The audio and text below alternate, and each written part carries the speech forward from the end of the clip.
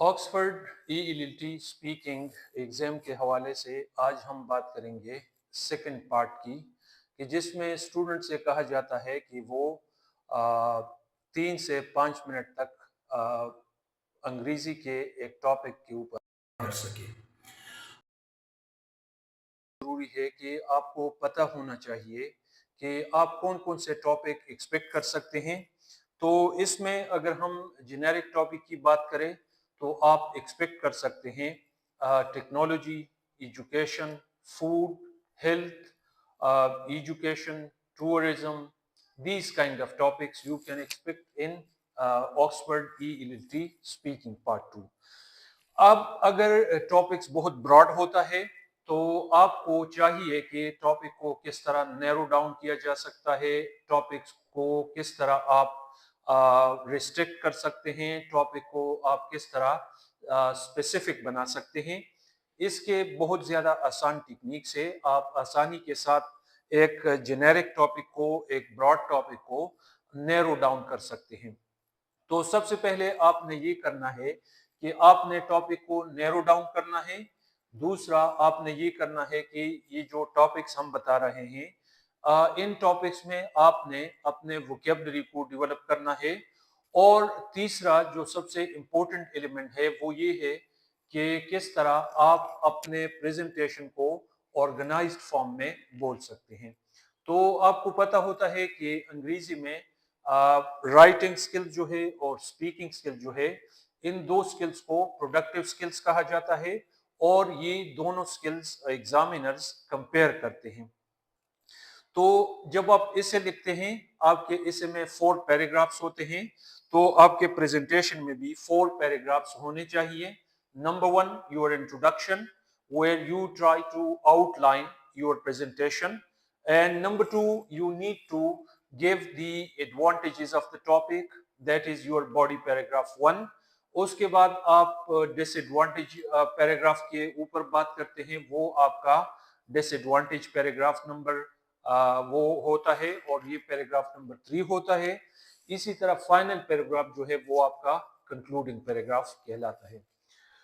تو ایگزامینرز آپ کو مارکس دیتے ہیں آپ کے فلوئنسی کے اوپر، آپ کے جو ووکیبلری پہ جو ہولڈ ہے اس کے اوپر، آپ کا جو اوور آل اسٹرکچر ہے اس کے اوپر، اور جو امپورٹنٹ ایلیمنٹ ہے وہ ہے پروننسیشن۔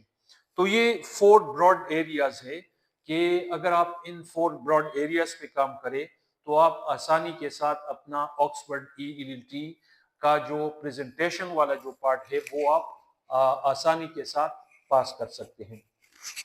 اب اسٹوڈنٹس کی جب ہم بات کرتے ہیں تو وہ یا تو اسٹرکچر کے اوپر ان کو پتہ نہیں ہوتا کہ کس طرح وہ ایک آرگنائز طریقے سے وہ ایک ان کے جو پریزنٹیشن جو ان کا ہوتا ہے اس میں فلو نہیں ہوتا۔ تو فلو کریٹ کرنے کے لیے اس کو اسٹوڈنٹس کو چاہیے کہ وہ فوکس کرے کہ کس طرح وہ اسٹرکچر کے اوپر کام کر سکتے ہیں، وہ کس طرح اپنے آئیڈیاز کو آرگنائز کر سکتے ہیں، وہ کس طرح پیراگرافس کو آرگنائز کر سکتے ہیں تاکہ ایگزامینر کو آپ کنونس کر سکیں۔ تو آج ہم بات کریں گے روڈ میپ کے حوالے سے، جو آئلٹس کا یہ جو آکسفورڈ کا جو ایگزام ہے اور یہ جو انٹروڈکٹری پیراگراف ہے، اس سے پہلے آپ نے ایگزامینر کو ایک روڈ میپ دینا ہے۔ روڈ میپ کا مطلب یہ ہوتا ہے کہ آپ نے ایگزامینر کو بتانا ہے کہ کس طرح آپ ٹاپک کو ڈیولپ کرنے جا رہے ہیں، آپ کا انٹروڈکشن کیا ہوگا، آپ کا جو ایڈوانٹیج والا پیراگراف ہوگا اس کو آپ کس طرح ڈیولپ کرو گے، آپ کا جو ڈس ایڈوانٹیج والا پیراگراف ہوگا وہ آپ کس طرح ڈیولپ کرو گے۔ تو ان تمام چیزوں کو سمجھنے کے لیے سب سے جو بنیادی چیز ہے وہ ہے روڈ میپ۔ تو میں آج روڈ میپ کے حوالے سے آپ کو 3-4 ٹپس دوں گا۔ اس میں سب سے پہلا ٹپ جو ہے نا وہ یہ ہے کہ آپ نے سب سے پہلے سمپلی یہ بولنا ہے I'll now begin my presentation۔